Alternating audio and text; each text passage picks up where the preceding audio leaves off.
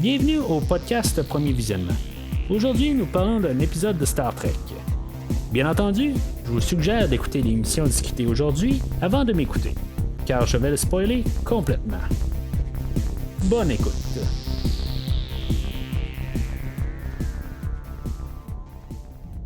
Aujourd'hui, on parle de la mi-saison, de la première saison de Discovery, la 9e épisode qui s'appelle Into the Forest I Go, réalisé par Chris Byrne.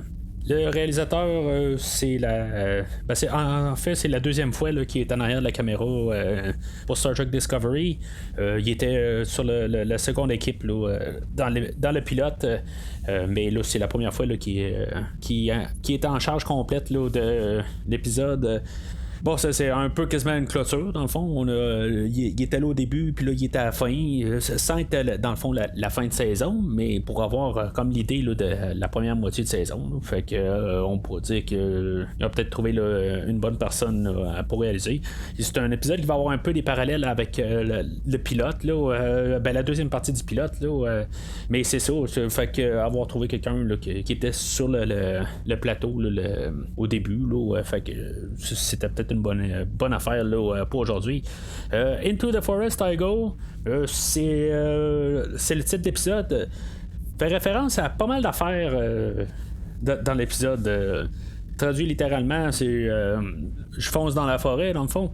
Ça peut faire référence Stamets qui se lance qui va se plugger avec le Spore Drive, puis il va se lancer, puis il se passera ce qui se passera. Tyler et Burnham qui vont se lancer sur le vaisseau Klingon sans savoir exactement s'il va réussir à revenir ou qu'est-ce qui va se passer exactement. Ça peut faire référence à ça. Ça peut être Laurel qui va s'accrocher à Tyler pour se faire téléporter sur le Discovery à la fin de l'épisode, puis on verra bien qu'est-ce qui va se passer avec elle. Et même ça peut faire référence au Discovery lui-même, qu'à la fin de l'épisode il se réessaye à faire un saut intergalactique avec le Spore Drive, puis ils se ramassent à quelque part, puis qu'ils savent pas où est-ce qu'ils sont. C'était un petit peu moins volontaire, mais c'est un peu ça aussi. Fait que j'aime ça qu'on a un nom d'épisode qui englobe quasiment toute la thématique de l'épisode, en place de nous mettre tout le temps un nom latin ou en tel autre langage juste pour paraître bien cute. Là c'est assez concret. C'est pas que comme quand on met un nom d'un autre langage pour faire beau. C'est pas que c'est pas le fun que ça a rapport, mais c'est juste quelques mots simples puis qui veut dire bien des choses. Fait que l'épisode d'aujourd'hui, c'est une suite directe de l'épisode 8. Autant que je me disais c'était peut-être la partie B de l'épisode de la semaine passée. Il n'y aura pas vraiment de lien avec les paviens que j'avais appelé au dernier podcast sur Star Trek Discovery. Il n'y aura pas vraiment de lien avec eux autres, à part le fait qu'ils vont utiliser la planète Pavo pour que pas mal l'action se déroule. Mais ce qui s'est passé avec les paviens au dernier épisode, ça n'aura aucun lien avec l'épisode d'aujourd'hui. Aujourd'hui, on va avoir le retour du pré-générique. Ça faisait 2 épisodes, je crois, qu'on avait plus ça. Je trouve ça quand même le fun d'avoir ce format-là. On fait juste comme nous préparer à l'épisode, si on veut, un peu de quoi qu'on va parler aujourd'hui. On nous remet en situation assez rapide, où est-ce qu'on est rendu. Starfleet va demander à Lorca de retourner plus dans le secteur de la Fédération. On ne cherchera pas le trouble avec les Klingons en ce moment, tout de suite, par rapport qu'ils ont comme un peu pas réussi à réussir leur mission au dernier épisode. Fait que il va demander au Discovery de se tasser de là, puis que laisser les Klingons arriver, puis ils feront ce qu'ils ont à faire avec les paviens.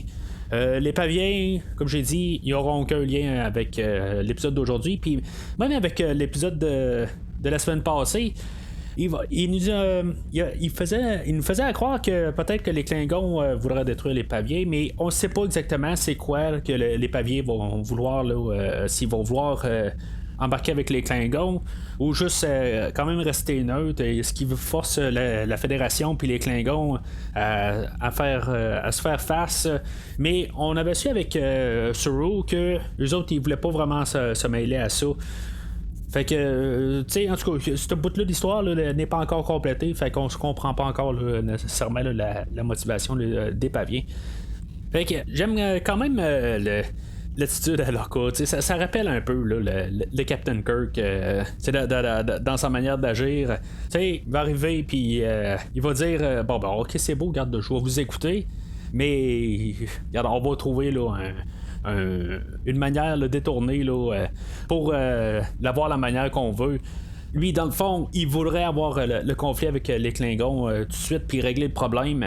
Puis il est convaincu qu'il pourrait régler la bataille contre les Klingons sur place. Il va dire qu'il va aller rejoindre la Fédération, mais il va prendre tout son temps pour retourner.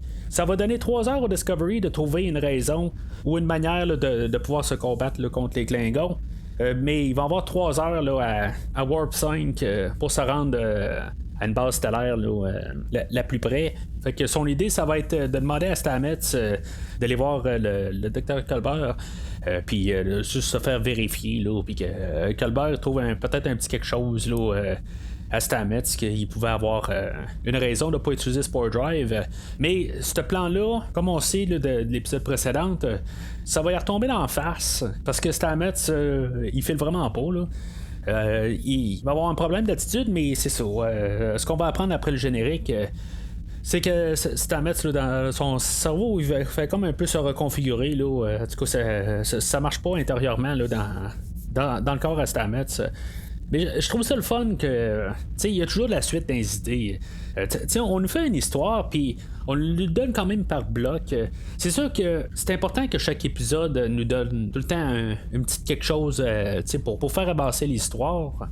Mais là, aujourd'hui, c'est le temps qu'on ait un peu de réponse, qu'on ait du résultat les 8 derniers épisodes, qu'on ait un peu de conclusion, sans tout avoir des grosses conclusions finales. Mais c'est important qu'on sache un peu où est-ce qu'on est, puis qu'est-ce que Discovery veut faire. Puis là, c'est sûr qu'on va apprendre qu'il y a peut-être des choses permanentes chez Stamets ou pas. Ça va être aux écrivains qui vont pouvoir faire dans le fond ce qu'ils veulent. C'est ça qui est magnifique quand même de la science-fiction, c'est qu'on peut faire pas mal n'importe quoi puis trouver une raison au prochain épisode pour défaire qu'est-ce qu'on a fait. Pas que des fois ça met pas d'impact sur qu'est-ce qu'on peut faire, mais si des fois on voit qu'il y a quelque chose qui vient plus gossant ou que c'est un mauvais choix, il y a toujours une manière de réécrire la chose pour qu'on corrige ça. Mais c'est sûr que ça donne pas le champ libre à tout. Il faut que ça soit comme bien écrit. Il faut qu'il y ait quand même qu'il trouve une belle manière d'arranger les choses. Mais c'est au moins d'une manière, tout peut comme s'expliquer, surtout dans l'univers de Star Trek. Fait que, ils vont lui donner les explications de comment que les vaisseaux Klingons ils s'occultent. Je trouve ça le fun, dans le fond, qu'ils nous donnent une explication, puis que ça a l'air d'avoir du sens. Bon, je suis pas un scientifique, puis je sais pas exactement si ça fonctionne exactement de la manière qu'ils disent, si ça a du sens que ce soit juste sur un vaisseau. Mais en tout cas, ce qu'on nous donne, ce qu'on nous présente, ça semble avoir du sens.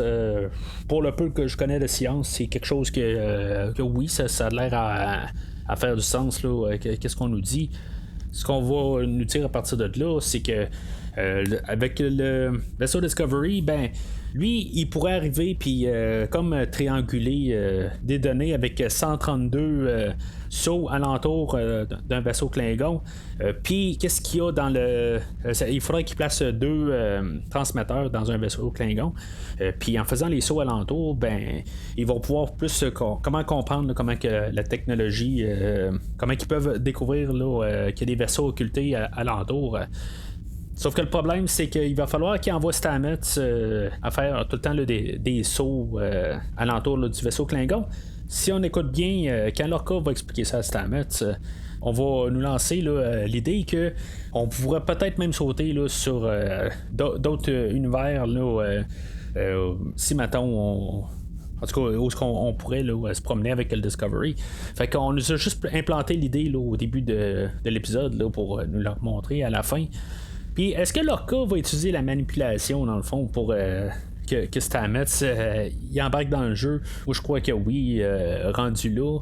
On a vu que Lorca est capable de faire la manipulation. Là.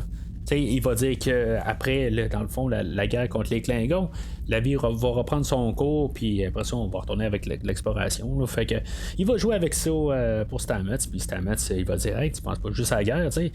Fait que ça va comme un peu lui donner un petit dernier boost à vouloir embarquer pour les 132 sauts.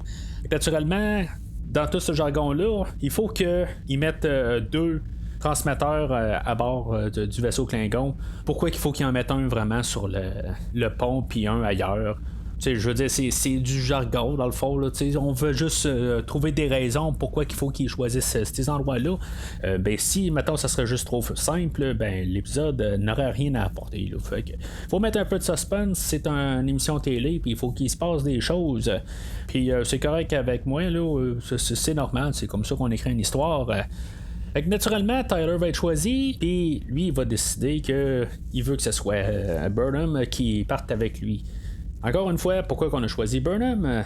Ok, oui, Tyler, il aime Burnham, il a des sentiments pour elle. Mais je vais revenir à mon argument que je dis là, dans les derniers épisodes.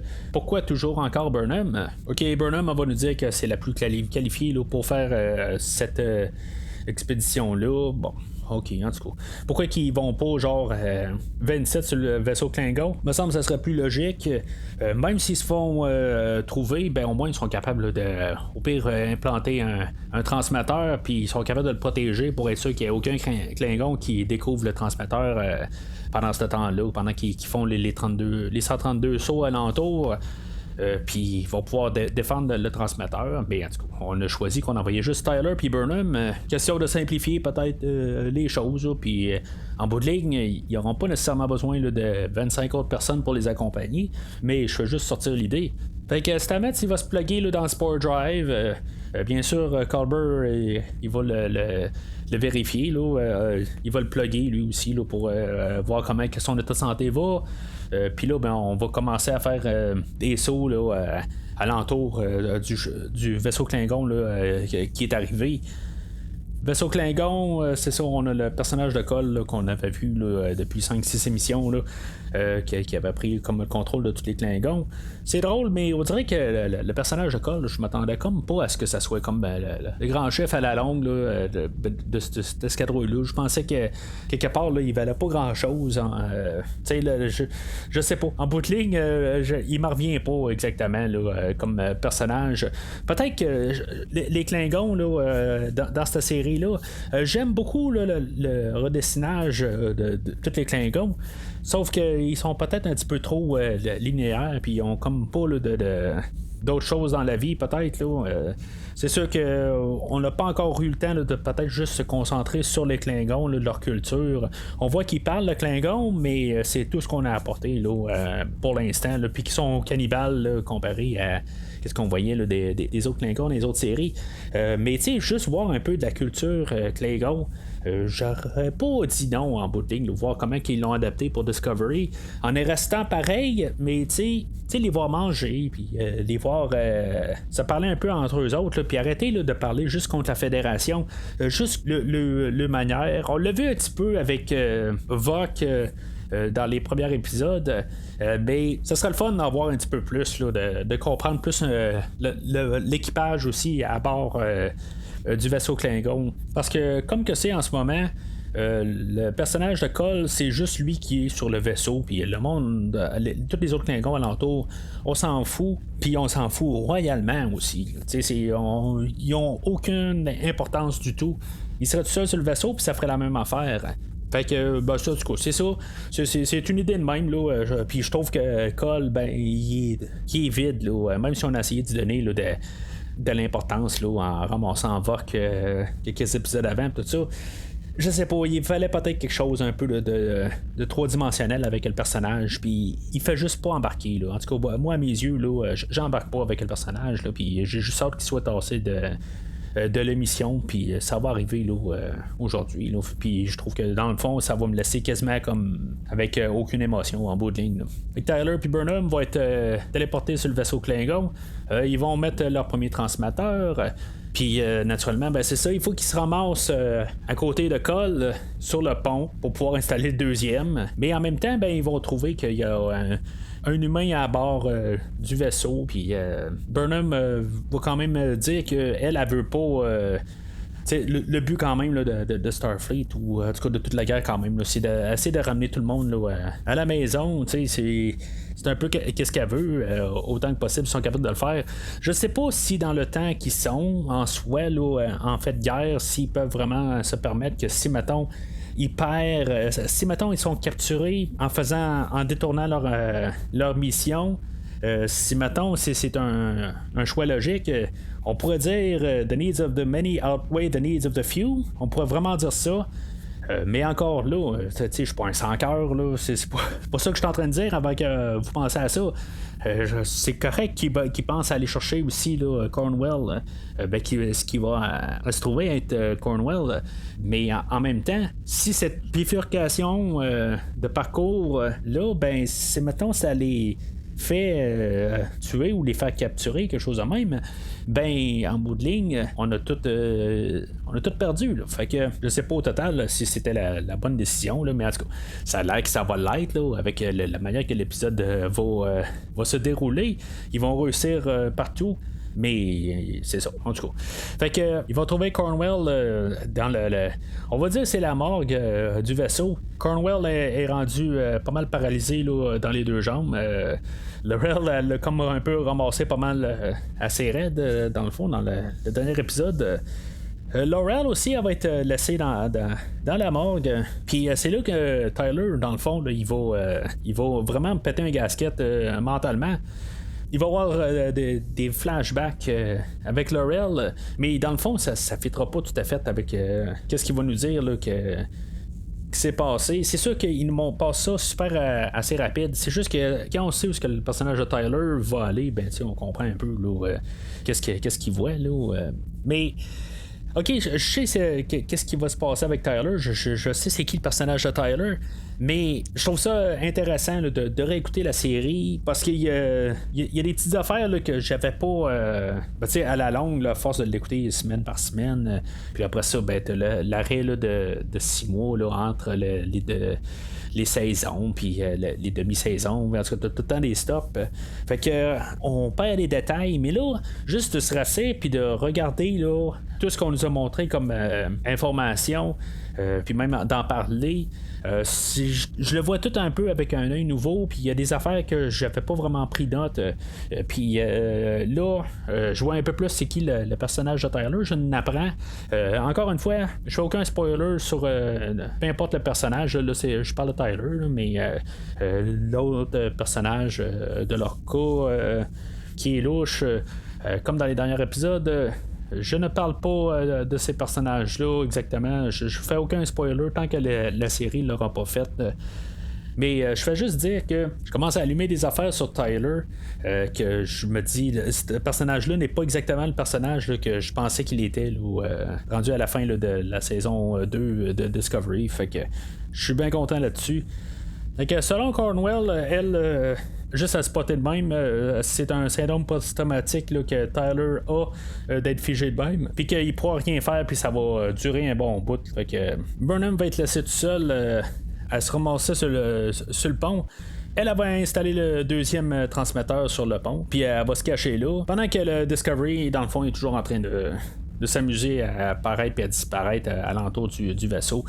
Les Klingons commencent à comprendre c'est quoi la technologie là, du Discovery. Fait qu'éventuellement, les Klingons, ben, ils se tannent un peu là, du manège. Fait qu'eux autres, ils se disent, bon, ben, on va partir du site, là, ça sert absolument à rien.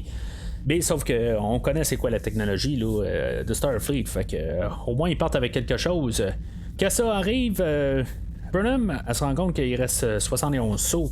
Fait qu'elle, dans le fond, elle va distraire les Klingons pour que, dans le fond, ils partent pas tout de suite là, de la scène, là, le temps que Discovery continue à faire ses sauts. Fait que Burnham, c'est ça, elle va se pointer avec. Ben, tu sais, elle va essayer de comme attaquer les Klingons pour attirer son attention. Finalement, elle va se ramasser juste à se battre contre Cole. Puis ça va être pas mal, dans le fond, la fin du personnage de Cole. Elle va pas le tuer en soi, là, mais c'est juste pour qu'il y ait un combat physique au moins avec Cole, au lieu de le laisser juste en arrière là, de sa chaise de capitaine du vaisseau Klingon. Là, fait que. Puis en tout cas, pour en soi, là, c'est correct. Là, c'est visuel un peu, là, mais. Ça vaut ce que ça vaut, je veux dire, en bout de ligne, il n'y a pas de résultat de ça, mais le Discovery va avoir fait tous ces sauts qu'il a de besoin. Stamets, on va avoir vu qu'il en rush de plus en plus. Il en restait genre 91 ou 96 sauts à faire, puis il commençait déjà à pas triper, là, fait que ils vont arriver à bout. Le Discovery va devoir attendre environ 5 minutes là, pour pouvoir compiler les idées. Puis c'est ça, ils n'ont pas accès à avoir la position là, de Burnham puis Tyler. Fait qu'ils attendent sur place. Pourquoi est-ce qu'au pire ils n'ont pas fait un saut ailleurs ou en tout cas ils veulent pas détruire le vaisseau Klingon puis les perdre à tout jamais. Fait que c'est sûr qu'en bout de ligne, oui, c'est sûr, ils peuvent pas sauter trop ailleurs. Peut-être qu'ils auraient pu au pire juste se tasser un petit peu, là, juste pour un peu narguer là, le vaisseau Klingon. Mais en tout cas, fait qu'ils vont juste patienter. Puis éventuellement, ben, là, le 5 minutes va passer, puis ils vont avoir accès à la position à Tyler. Fait que Tyler va les informer qu'ils ont aussi l'amiral Cornwell. Puis L'Orel va s'agripper à Tyler avant qu'il soit téléporté sur Discovery. Puis en même temps, ben c'est ça, Burnham et Cole qui se battent. Burnham elle va ramasser le communicateur à Georgiou. Parce que c'est là où ce que je disais un peu, il y avait un parallèle avec le premier épisode. On avait Burnham qui avait tué Tikumva au premier. Le premier. Je dis le premier épisode, là, mais c'est les deux épisodes ensemble, là, le 1 puis le 2. Puis c'est ça. Ça sert un peu à faire un parallèle avec. Mais c'est ça. Il y a personne qui meurt, puis elle ramasse le commutateur, puis elle s'en téléporte sur le Discovery. Puis le Discovery, ben, lui, il lance l'attaque finale sur le vaisseau Klingon, puis le vaisseau Klingon explose. J'aime quand même le plan qu'on nous montre de Lorca qui va mettre ses gouttes dans ses yeux pour protéger ses yeux, puis qui va détruire le vaisseau. C'est comme s'il veut vraiment voir l'explosion là, correctement, là, puis qu'il n'y ait pas d'effet là, dans ses yeux. Ça fait un peu arrogant, un petit peu gars qui veut savourer la victoire un peu là. En tout cas, mais ça pour dire que j'ai bien aimé ça. Fait que Starfleet maintenant sont prêts à donner des honneurs à Lorca. C'est quand même intéressant. Dans le fond, le personnage de Lorca, tout ce qu'il fait tout le temps en cowboy un peu partout, que vraiment, ben, le Starfleet sont quand même en arrière de lui. Ils savent un peu qu'est-ce qu'ils ont avec Lorca, pareil. Ils trouvent ça sûrement plate d'un côté, mais ils savent qu'il va faire la job. Mais qu'officiellement, il y a des choses qu'ils peuvent pas forcer Lorca à. Ben, ils vont essayer de faire leur pouvoir à faire. Sur Lorca, là, de l'envoyer à des places, mais en bout de ligne, Lorca, il va faire à sa tête puis il va faire la job. Moi, c'est comme ça un peu, je vois ça. Parce que si maintenant il aurait voulu vraiment avoir quelqu'un qui est plus au pas, puis pas avoir un Lorca là, ben ça aurait fait longtemps là, après la première fois là, qu'il a pas écouté. Il aurait tassé de là, il aurait dit garde, on a besoin de vraiment quelqu'un qui nous écoute plus que ça. Puis Lorca, ben c'est ça, c'est pas ce personnage-là. Fait que comme toute bonne personne, Lorca va offrir dans le fond les honneurs, il va plus les dire de les donner à Stamets. C'est Stamets dans le fond qui a mis pas mal sa vie en jeu là, dans tout ça. Stamets, il va dire qu'il est prêt pour un dernier saut, puis après ça, il ne voudra plus jamais faire de saut. Là, il se rend compte qu'il y a vraiment quelque chose qui marche pas. Là, même s'il réussit à avoir des choses qui sont non visibles à l'œil nu, si on veut, là, pour un humain, ben, que lui, il réussit à avoir des choses là, toutes spéciales, là, avec tous les jumps. Là, ça lui donne une autre vision sur le monde. C'est là où ce que je me demande un peu, est-ce que Lorca a essayé de manipuler Stamets à faire un dernier jump? Parce que ça va être le jump ultime. C'est-tu pour ça qu'il a offert ses honneurs à Stamets, ou à quelque part ça venait quand même de son cœur, on va dire? C'est bien possible aussi là, que juste comme par hasard Stamets s'est offert pour faire un dernier jump.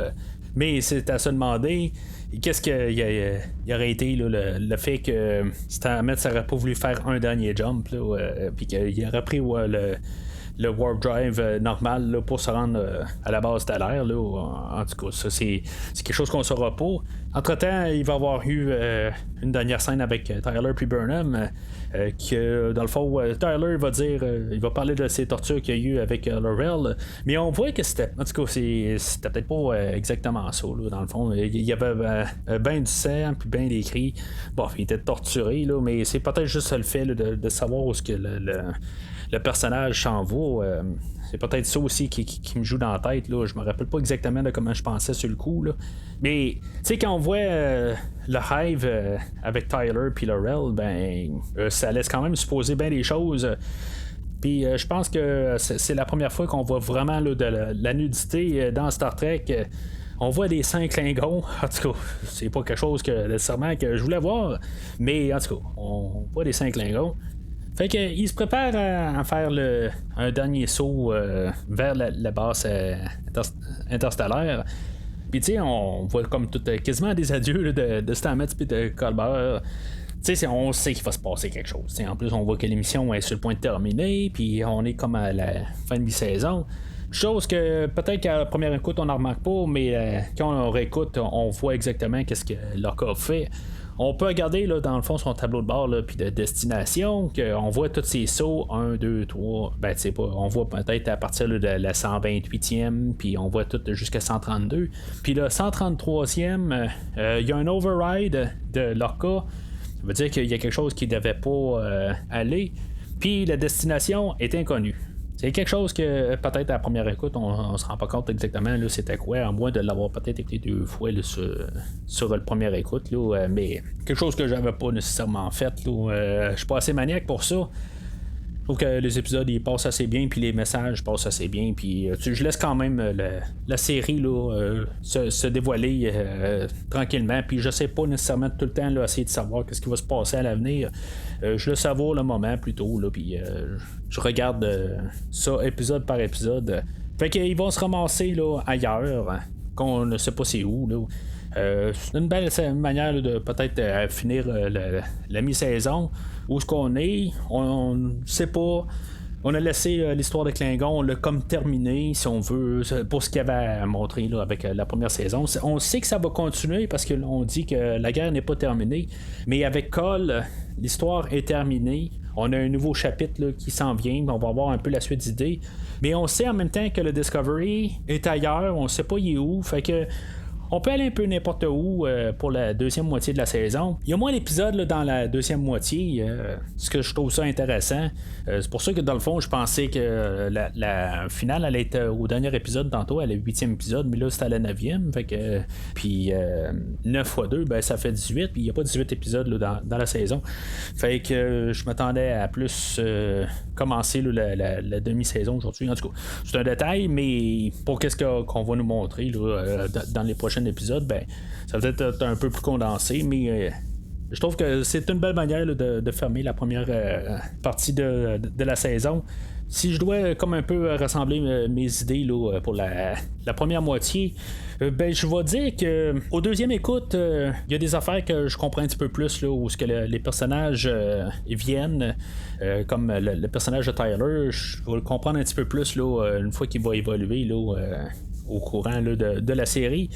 Sans trop dévoiler sur Lorca, je trouve ça le fun de voir comment il est là, dans la première saison, en tout cas dans cette section-là. J'ai bien hâte de revoir son cheminement là, dans la deuxième moitié. Comme série de Star Trek, je trouve que quand même c'est une série qui est basée en fait d'histoire que il fait rappeler un peu là, la série Deep Space Nine. C'est pas la guerre exactement là, dans Deep Space Nine, à part vers la fin, là, mais c'est plus quand même un temps de guerre quand même là, dans Deep Space Nine. Fait que c'est un petit peu là, la même ambiance. C'est peut-être un petit peu trop frénétique par contre. C'est sûr qu'on est à environ une quinzaine d'années là, après la dernière série de Star Trek, là, le Star Trek Enterprise. Le ton est quand même un petit peu plus frénétique, puis c'est un petit peu bang, bang, bang. Ça que j'aime un petit peu moins, par contre, j'en ai parlé un peu là, dans les derniers épisodes, fait que je veux pas me répéter ici encore. Puis c'est sûr que j'espère que dans les prochains épisodes, on va peut-être plus commencer à se concentrer là, sur les autres personnages, puis que ce soit pas tout le temps là, Burnham l'ultime sauveur là, de chaque épisode. J'ai besoin des fois d'avoir d'autres personnages puis plus les comprendre. J'ai hâte un peu de voir Sorrow qu'il est pas tout le temps là, contre Burnham. Même quand il dit qu'il est plus contre Burnham, quelques épisodes plus tard, il revient que finalement il y a encore un conflit avec Burnham. J'étais un petit peu tanné là, de voir un peu là, ces idées-là là, tout le temps revenir. Mais encore là, on est juste au début de la série. On est en train là, d'essayer de se placer les pieds. Je trouve qu'on fait quand même assez bien. Est-ce qu'on aurait voulu vraiment faire la même affaire que Star Trek Voyager ou Star Trek Next Generation? Moi, je pense qu'ils ont fait un bon choix d'un peu de tout redessiner, de mettre un peu une mise à jour, même si on se passait avant la série originale. On est dans un autre temps aujourd'hui. Je pense pas que le look, s'il l'aurait mis rétro, dans le style des années 1960, je pense pas que la série aurait fait long feu. Je pense que la gestion en arrière là, de Star Trek en ce moment, ils veulent aller loin, ils veulent autant que possible durer encore une bonne dizaine d'années. Sinon plus. Mais on voit qu'ils veulent plus, puis ils veulent aller de l'avant. Je pense qu'en bout de ligne, ils ont fait des bons choix. Peut-être c'est un petit peu trop guerre.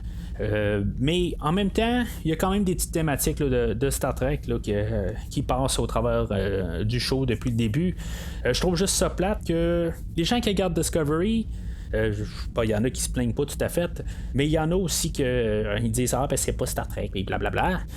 Moi je trouve que quand même Star Trek c'est quand même tout le temps assez évolué avec son temps. Star Trek n'est plus Star Trek de toute façon depuis genre la 3e ou 4e saison de Star Trek The Next Generation. Tout ce qui s'est passé par la suite est une simulation de ce que Star Trek est, mais c'est plus Gene Roddenberry qui est en arrière, c'est d'autres personnes comme Rick Berman ou Brannon Braga. Fait que en bout de ligne, j'embarque pas avec cette mentalité-là.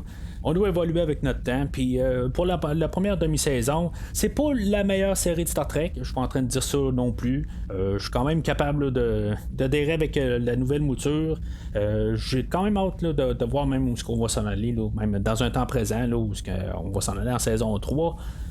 Mais pour première saison, c'est quand même correct pour Discovery. Faut quand même se rappeler là, que la première saison là, de Next Generation était assez raide. Je l'ai réécouté une couple d'années, puis ça m'a fait questionner beaucoup là, mon amour pour The Next Generation, puis pour ultimement fermer un peu ou clôturer l'idée.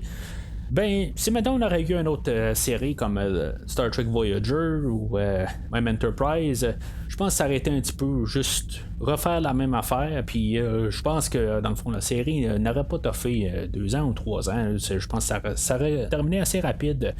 Fait que oui, peut-être que moi je tiens à ce qu'on fasse du Star Trek. Peut-être que je veux dire, je suis en arrière de la série peut-être un petit peu trop. C'est un univers que je veux qui grandisse tout le temps. Fait que on l'a fait un peu avec Discovery, on essaie quelque chose de nouveau. Puis que ce soit dans n'importe quel sujet, je suis toujours ouvert à ce qu'on essaie là, de voir des nouveaux horizons. Puis en même temps, ben, on peut construire sur quelque chose qui est déjà fait. Fait que conclusion, j'ai hâte au prochain épisode, puis le restant de la saison 1 de Star Trek Discovery. Fait que, bien sûr, ben, je vais être là la semaine prochaine là, pour faire le 10e épisode. Il y avait une bande dessinée qui est sortie dans les temps entre les saisons, la demi-saison de Star Trek Discovery, là, la saison 1. Je vais la couvrir plus à la fin de la saison. Parce que chaque comic sortait peut-être à 2 mois d'intervalle, quelque chose de même. Fait que l'histoire elle se concluait à la fin là, de la saison 1. Fait que je vais attendre pour avoir l'histoire. Là. Ça parle des Klingons dans le fond. Puis la culture avec Kahless. Fait que, en tout cas, je vais couvrir ça une fois que je vais faire la finale ou le début de la saison 2. Je sais pas encore exactement là, comment que je vais aligner les affaires.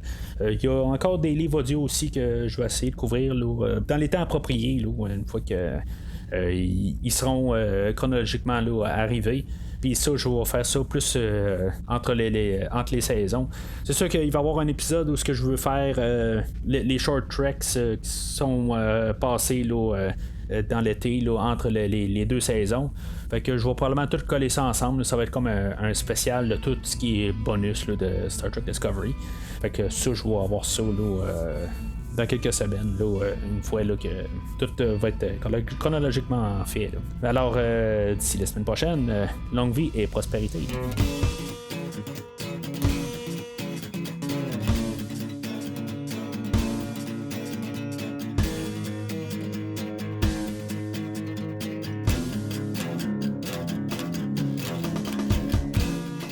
Merci d'avoir écouté cet épisode de Premier Visionnement. J'espère que vous vous êtes bien amusés. Revenez-nous la semaine prochaine pour un nouveau podcast sur l'univers de Star Trek. Vous pouvez suivre Premier Visionnement sur Facebook, Twitter, YouTube, Podbean, iTunes, Spotify et tout autre logiciel de diffusion de podcasts. Merci de votre support et à la semaine prochaine.